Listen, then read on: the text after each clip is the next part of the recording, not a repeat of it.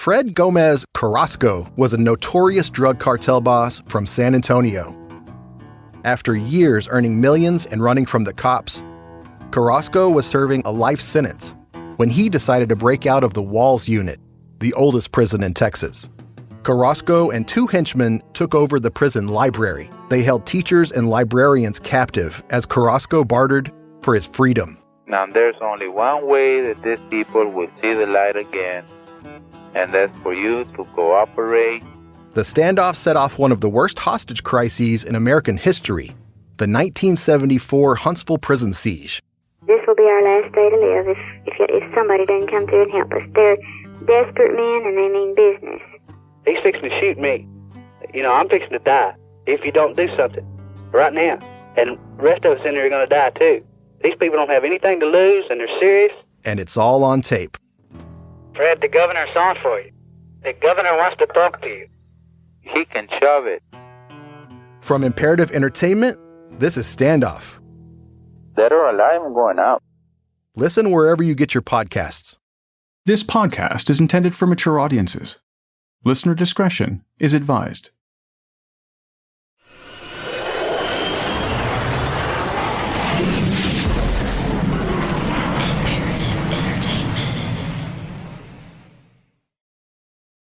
As folks on Washington State's San Juan Islands worried the burglar known as the Barefoot Bandit. The Barefoot Bandit. The so-called Barefoot Bandit. The Barefoot Bandit. The Barefoot Bandit. Barefoot Bandit. The Barefoot The Bandit. Barefoot The Bandit. Barefoot Bandit. Barefoot The Barefoot Bandit. Bandit. The infamous Barefoot Bandit. The legend of the Barefoot Bandit is the story of an epic crime spree involving hundreds of burglaries and millions of dollars of stolen luxury cars, planes, and boats. The crime spree went on for years, crossing state and international borders. The crimes earned the Barefoot Bandit the unenviable title of FBI's Most Wanted. But what makes the story legendary is that the Barefoot Bandit was a teenager.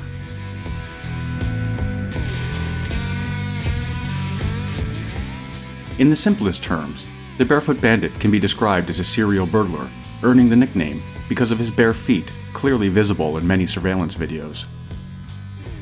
However, within the big world of major crime, initially his break-ins would be considered small time, with often just food and insignificant household items taken. Even as the frequency, value, and audaciousness of his thefts increased to what eventually would make international news, few saw him as dangerous. Many regarded him as a kind of folk hero, some even writing songs about his misadventures and selling merchandise with his face and name emblazoned across the front. To many, the Barefoot Bandit represented the spirit of the James Dean-style rebel. His uncanny ability to outmaneuver law enforcement and survive the incredible stunts he pulled while on the run earned him a global following. My name is Eric Crosby. Welcome to this episode of True. Colton Harris Moore. Colton Harris Moore. Colton Harris Moore. Colton Harris Colton Moore. Harris Colton Moore. Harris Moore. Colton Harris Colton Moore. Harris Moore. Colton Harris Moore was born in 1991 and grew up on Camano Island in northwest Washington State. He lived in a difficult household and spent a great deal of time in the woods around his house. Some reports claim that at just age 7, he was living in the forest for days at a time. By the first grade, Colton's behavior would find him starting fights, disregarding teachers, and intentionally breaking things. His mother described him as disconnected. He would often miss days and sometimes weeks of school. Psychiatric evaluations originally diagnosed him with depression, attention deficit disorder, and intermittent explosive disorder. He was given medication to treat the conditions, but by the end of the 9th grade, he had dropped out of school altogether. In 2003, at the age of 12, authorities found a stolen video camera in his possession, and he was convicted of his first offense. Within the next 12 months, he would collect 3 more burglary and theft-related convictions. His sentences were usually light, a couple of weeks in juvenile detention or community service.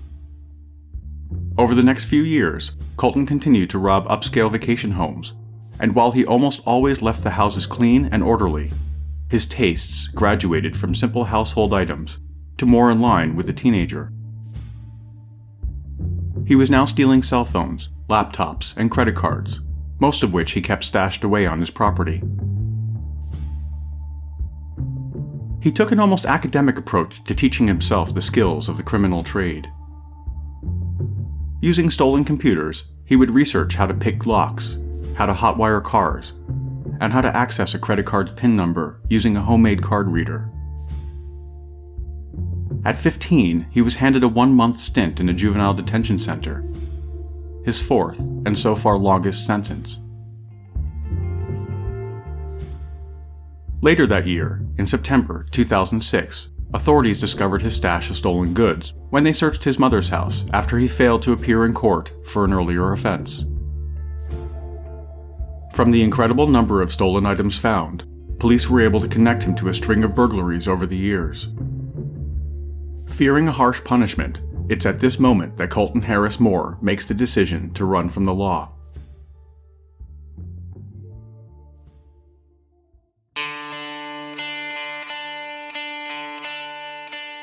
Now a fugitive on the lam, the 15-year-old remained a step or two ahead of the authorities month after month. Police suspected that he was living somewhere in the woods, while others insisted that he was hiding out in more comfortable surroundings. Either way, everyone agreed that he was supporting his fugitive lifestyle by robbing houses and stealing from local stores. While he was on the run, officials estimated that Colton was responsible for over $1 million in stolen property, including cars and boats. As the months went by, local police started hanging wanted posters all over the neighboring islands, vowing to capture the serial burglar. With an attitude of total defiance, Colton left a note for his mother that read, "Cops want to play, huh? Well, it's no little game. It's war. And tell them that."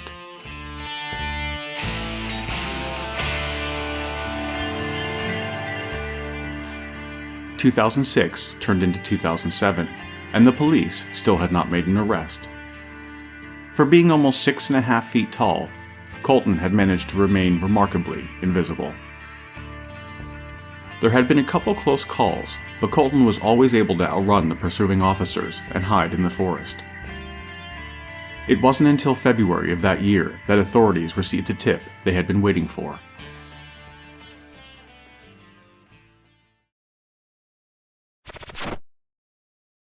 If you're looking for a new true crime podcast to binge, I've got one for you. Set in Indianapolis in 1977, American Hostage is a suspenseful true story starring John Hamm as Fred Heckman, a beloved radio reporter who is thrust into the middle of a life-or-death crisis when a hostage taker, Tony Kuritzis, demands to be interviewed live on his popular news program. Stay tuned after this episode to hear a preview of American Hostage.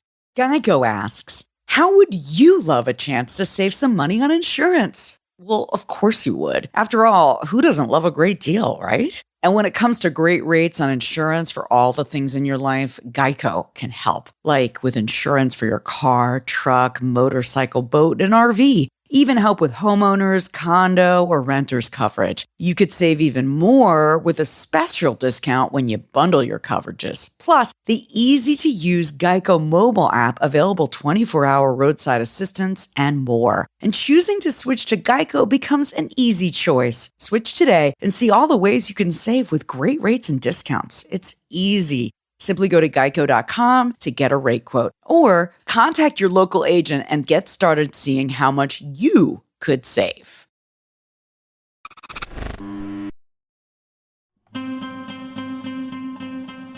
An unoccupied vacation house, curiously, had some lights on, which caught a neighbor's eye. Knowing that the house was vacant for the season and fully aware of the constant burglaries, they called police, who quickly had the place surrounded.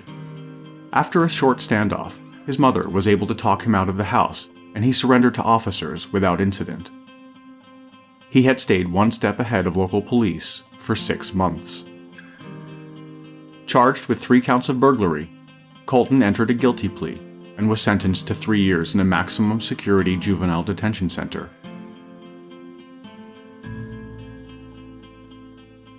Not long after arriving at the Green Hills School, he was evaluated by a psychologist who decided that he clearly wasn't a hardened juvenile offender, like most of the kids housed at that facility. Because Colton had never committed a violent crime, didn't do drugs, and came across as genuinely good-natured, it was recommended that he be transferred out of the maximum security institution. The now 16-year-old was moved to a low-security residence called Griffin Home, located in the Seattle suburb of Renton.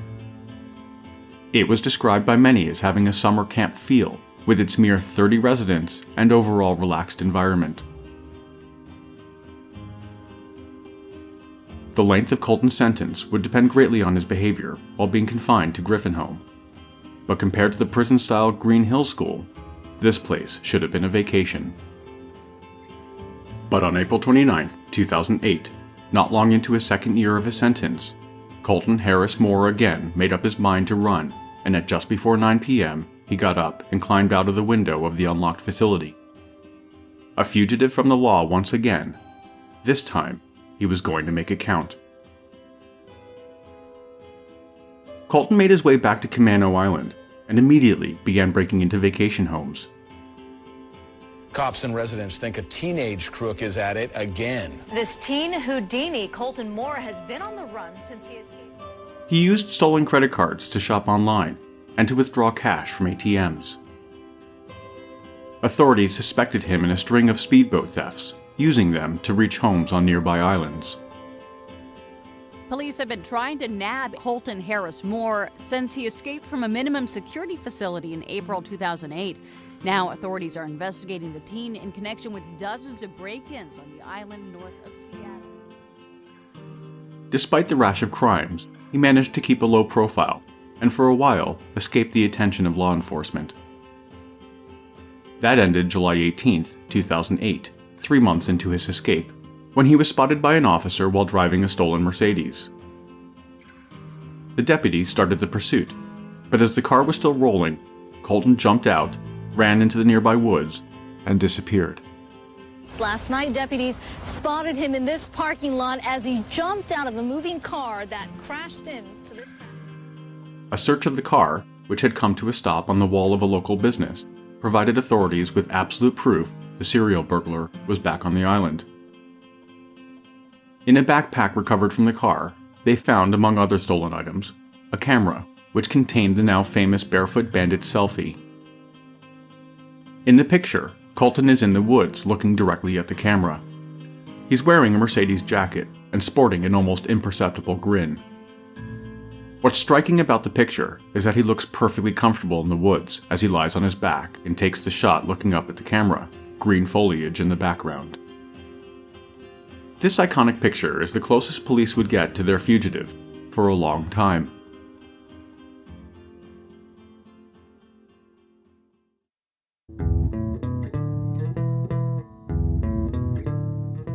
Colton Harris Moore remained under the police radar for the rest of the summer and throughout the fall. He was still hiding on the island somewhere, but police were no closer to capturing him. Search teams were repeatedly sent into the woods, at times using highly trained dogs, but he was nowhere to be found. Tactical teams from Marysville expanded that search today with help from canine units. They combed through wooded areas. Elusive teenage burglar who has given authorities fits in the Pacific Northwest remains at large. It's a hiding spot. Authorities think he's living in the woods and in vacant homes and vacation cabins. Nearly 36 heavily armed law enforcement officers spent a day on Orcas Island looking for Colton Harris Moore. Looked like the team was... Not even search helicopters using sensitive infrared technology could find any sign of him. Authorities suspected he was most likely hanging out at friends or in unoccupied vacation homes on any one of the surrounding islands.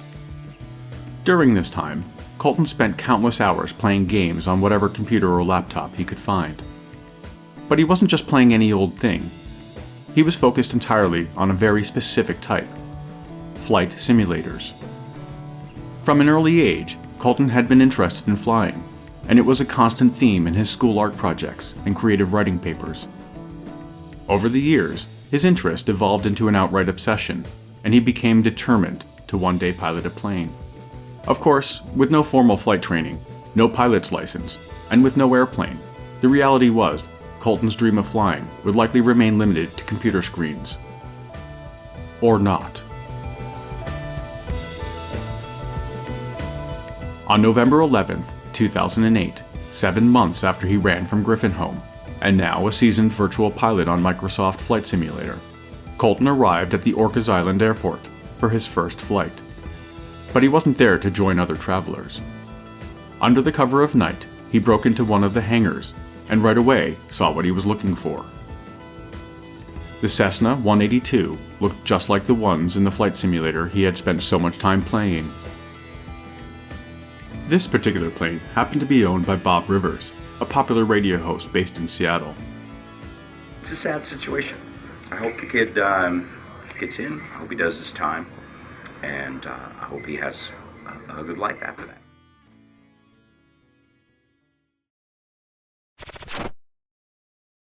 Fred Gomez Carrasco was a notorious drug cartel boss from San Antonio. After years earning millions and running from the cops, Carrasco was serving a life sentence when he decided to break out of the Walls Unit, the oldest prison in Texas.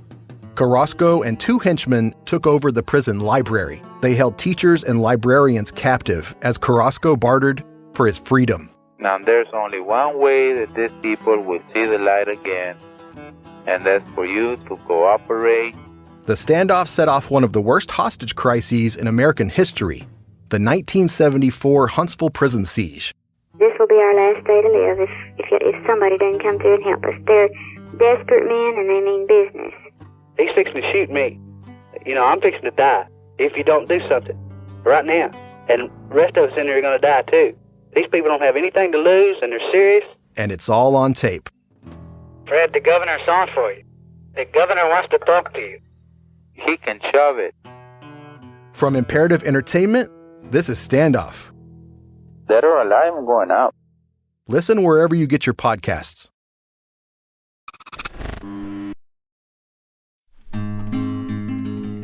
But Colton wasn't there to admire the plane from a distance. He searched the immediate area and quickly found the keys. He climbed into the cockpit and waited until first light. As the sun started to come up, Colton started the engine and pushed the throttle forward. The Cessna gained speed as it headed down the runway, and when it hit 80 miles per hour, he pulled the stick back. The plane began lifting off the asphalt. The nose pointed toward the horizon. Climbing to about 10,000 feet, he headed southeast, with no particular destination in mind. This flight wasn't about the destination. Still, he had limited options. Not far north from the airport he had just taken off from was the international border to Canada. To the west was the cold and vast Pacific Ocean. Heading southeast made the most sense if he wanted to avoid drawing the attention of the Royal Canadian Air Force, or risk getting lost over the water. For 3.5 hours, Colton flew the stolen plane through blue skies and white clouds. He was finally living his dream, but the reality of the situation was looking grave. Taking off, pilots will tell you, is the easy part. Landing, on the other hand, is another story.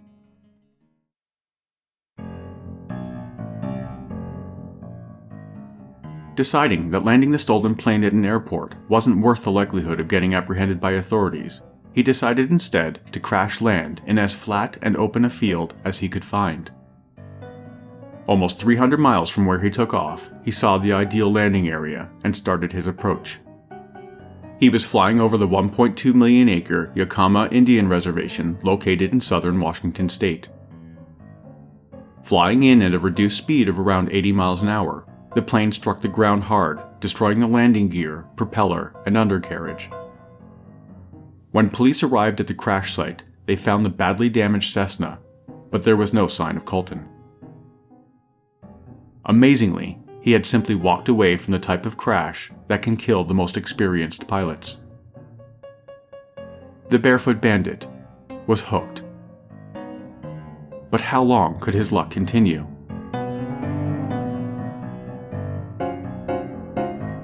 Find out in part 2.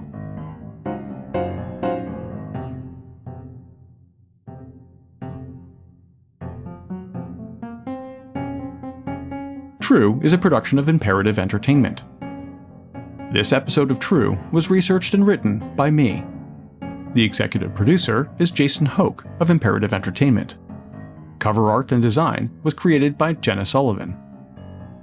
True was created and is produced by me. Comments? Questions? Get a hold of us at podcasts@imperativeentertainment.com.